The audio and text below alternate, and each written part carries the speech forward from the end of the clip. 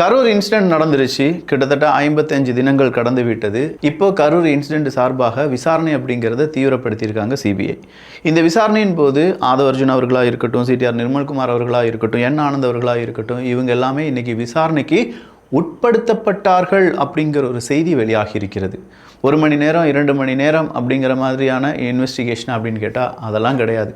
10 மணி நேரம் இன்வெஸ்டிகேஷன் நடந்ததாக சொல்லப்படுது. அப்படி என்ன அவங்கக்கிட்ட இன்வெஸ்டிகேட் பண்ணியிருப்பாங்க? அதை நாம் என்ன மாதிரியாக புரிந்து கொள்ள வேண்டும்? இன்றைக்கி தமிழ்நாட்டு அரசியலில் புதிய ஒரு அரசியல் கட்சி வருவதற்கான வாய்ப்புகள் இருக்குது அப்படின்னு சொல்கிறாங்களே, அது என்ன அரசியல் கட்சி? டிசம்பர் மாதத்தில் அது வந்துடும் வேறு சொல்கிறாங்களே, உண்மையா? என்னப்பா இப்படி ஏகப்பட்ட ட்விஸ்ட் வச்சுருக்கியப்பா விக்கி? இது ஆழமான அரசியல் சதுரங்கம்.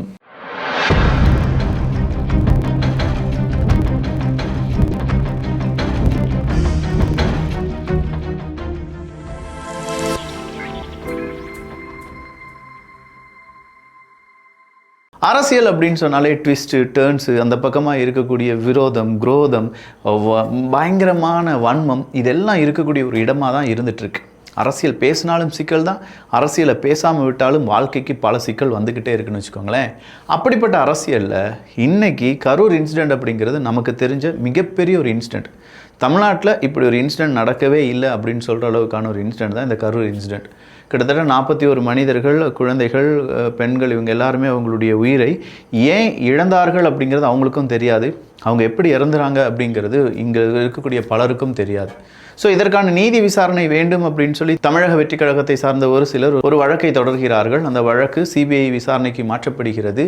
உயிரிழந்தவர்களுடைய குடும்பமும் சேர்ந்து அந்த வழக்கை தொடர்கிறது. அவங்களுக்கும் சார்பாக சிபிஐ விசாரணை அப்படிங்கிறத அமைக்கிறாங்க.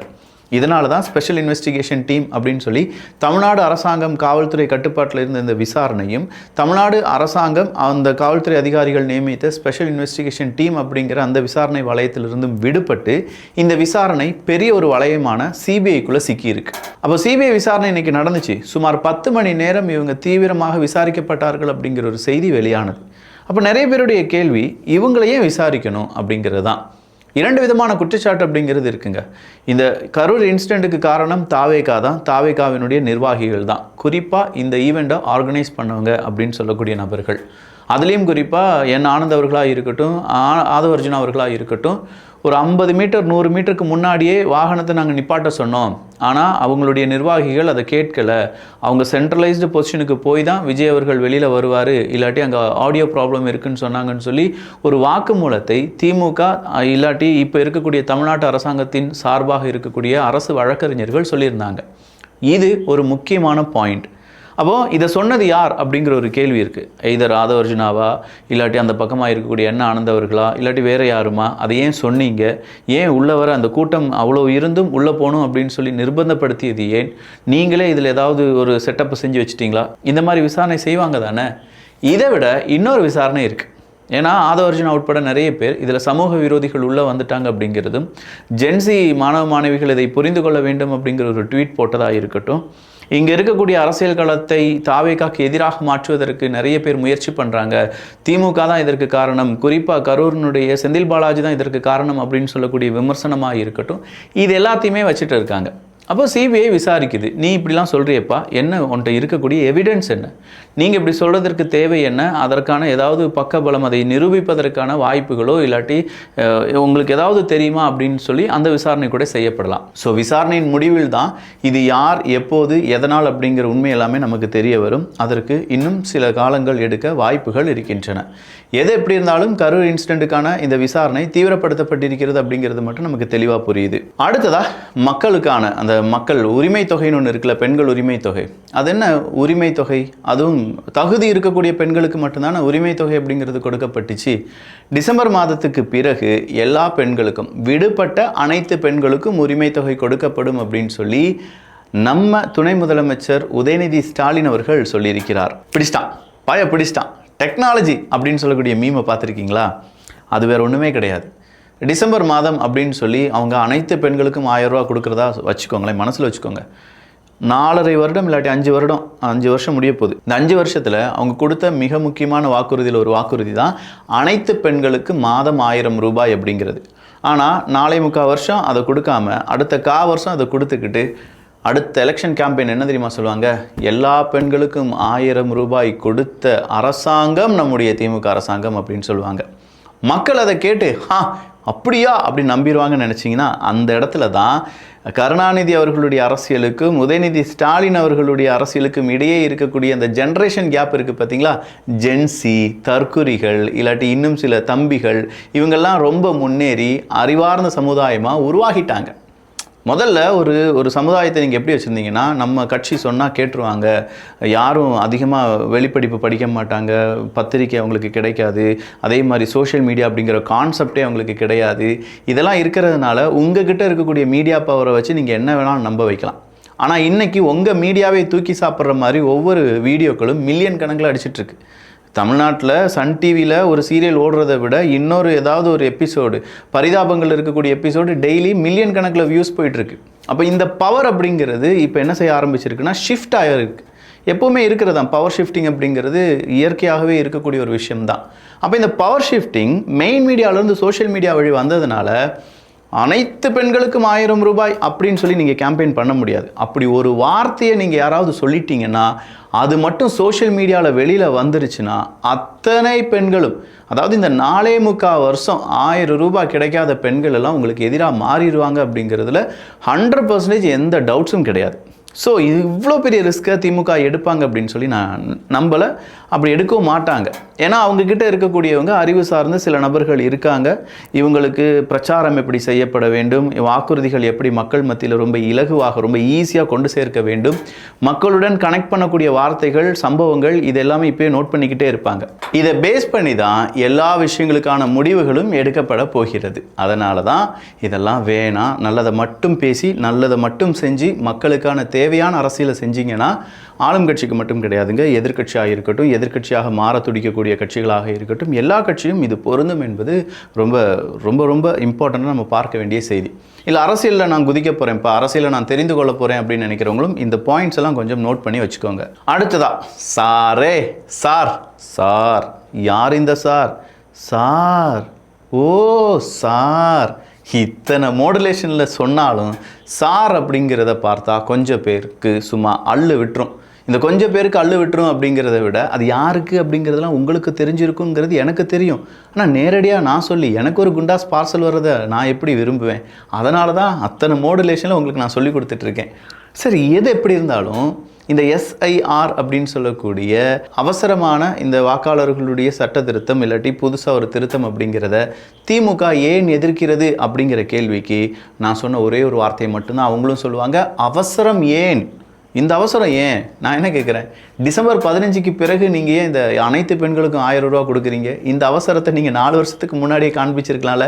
இப்போ இந்த அவசரம் ஏன் அப்படின்னு சொல்லி மக்கள் கேட்டுட்டாங்கன்னா என்ன சார், உங்களுக்கு ஒரு லாஜிக், அவங்களுக்கு ஒரு லாஜிக்கா? எல்லாம் ஒரே லாஜிக்கு தானே சார். அவங்களும் அரசியல் ஸ்டண்டு, நீங்களும் அரசியல் ஸ்டண்டுன்னா மக்களுக்கு யார் இருக்காங்க அப்படிங்கிற கேள்வியை சாதாரண மக்கள் நாங்கள் கேட்க ஆரம்பிச்சிட்டோம்னா அந்த குரல் ஏன்ட்டிருந்து வர்றதுனால தான் அரசியல் சதுரங்கத்தை பார்க்கறதுக்கு நிறைய பேர் இருக்காங்க. அப்போ இந்த குரல் தான் இப்போ இந்த 2026 எதிரொலிக்கக்கூடிய மிக முக்கியமான குரலாக இருக்க போகுது.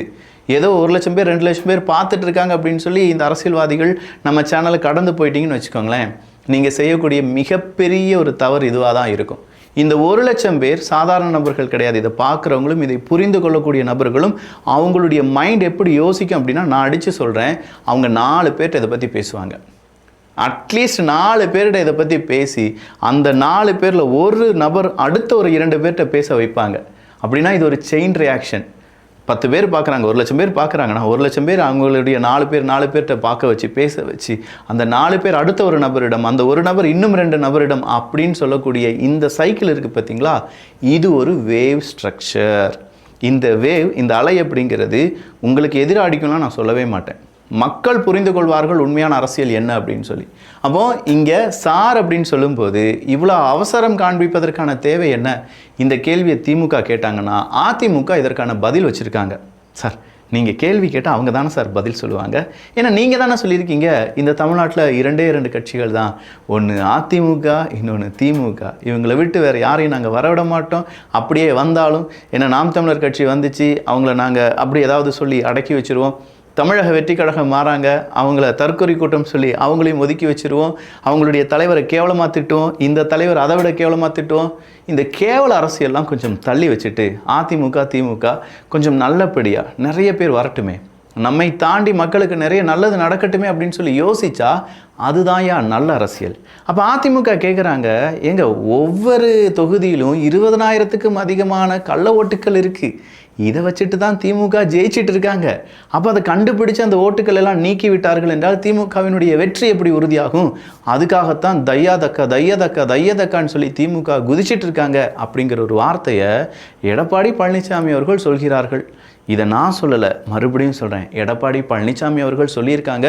ப்ரூஃபுக்கு லிங்க்லாம் இருக்குப்பா. விஜய் தற்குறியாக இருந்தாலும், ஆச்சரிய குறியாக இருந்தாலும், வேறு எந்த குறியாக இருந்தாலும் எங்களுக்கு கவலை இல்லை. எங்களின் ஒரே குறி தேர்தல் குறி. அமைச்சர் ரகுபதி, உங்களுடைய ஒரே குறி தேர்தல் குறி அப்படிங்கிறது எங்களுக்கு தெரியும். ஆனால் எங்களுடைய ஒரே குறி என்ன தெரியுமா? எங்களுக்கு நல்லது செய்யக்கூடிய நபர்களை தேர்வு செய்வது தான் எங்களுடைய ஒரே குறி. அதனால் ரகுபதி அவர்களாக இருந்தாலும் சரி, இல்லை வேறு ஏதாவது ஒரு நபராக இருந்தாலும் சரி, நீங்கள் மறுபடியும் எதிர்க்கட்சியாக இருக்கக்கூடிய நபர்களை விமர்சிப்பதை விட்டு நீங்கள் மக்களுக்கு நல்லது என்ன செஞ்சிட்ருக்கீங்க அப்படிங்கிறத விமர்சனமாக வைத்தால் நன்றாக இருக்கும். டிசம்பர் 15 நான் எடுக்கப் போகின்ற முடிவு தமிழக அரசியல் வரலாற்றில் ஒரு திருப்புமுனையாக அமையும். நீங்கள் திருந்தவில்லை என்றால் 15ஆம் தேதி திருத்தப்படுவீர்கள். டிசம்பர் 15 அனைத்து பெண்களுக்கும் 1000 ரூபாய். டிசம்பர் 15 நீங்கள் திருத்தப்படுவீர்கள். ஓ பன்னீர்செல்வம் அவர்கள் ஏதோ இடிக்குதில்ல, ஒருவேளை திமுக போய் ஐக்கியமாக போகிறாரோ ஓ பன்னீர்செல்வம் அவர்கள்? இல்லையே, ஓ பன்னீர்செல்வம் அவர்களுடைய ஆதரவாளர்கள் புதுசாக ஒரு கட்சி உதயமாக போகிறது, அது அதிமுகக்கு எதிராக செயல்பட போகிறது, திமுகவினுடைய பி டீமாக இருக்க போகுது, அப்படி இப்படின்னு சொல்லிட்டு இருக்காங்களே. ஒருவேளை புதுசாக உருவாகக்கூடிய கட்சி அண்ணாமலை அவர்கள் அந்த கட்சியினுடைய வாய்ப்பு இல்லை. அண்ணாமலை அவர்களை பாஜக விட்டுருமா என்ன? அப்படின்னா புதுசாக தொடங்கக்கூடிய கட்சியை தமிழக வெற்றி கழகம் கூட சேர்ந்து ஜாயின் பண்ணி ஒரு கூட்டணி அமைத்து, அப்படி ஒரு கூட்டணி அமைத்தால் கண்டிப்பாக அது தமிழக வெற்றி கழகத்துக்கு மிகப்பெரிய ட்ராபேக்காக தான் இருக்கும். எது எப்படி இருந்தாலும் என்னெல்லாம் நம்ம பார்க்க போகிறோமோ, நாம் இப்போ தாங்க அரசியல் படிச்சுட்ருக்கோம். எழுதி ரா போடுறதுக்கு படிச்சுட்ருக்கோம். இனி ரா படிக்கணும், சி படிக்கணும், யா படிக்கணும், இல் படிக்கணும். அதன் பிறகு அரசியலினுடைய வரலாற்றை படிக்கணும். வரலாற்றை படித்த பிறகு வரலாற்று துரோகங்களை படிக்கணும், மறைக்கப்பட்ட வரலாறு படிக்கணும். அப்பா எவ்வளோ இருக்குல்ல படிக்கிறதுக்கு. படிப்போம், நல்லதை பகிர்ந்து நல்ல சமுதாயத்தை உருவாக்குவோம். நன்றி, வணக்கம்.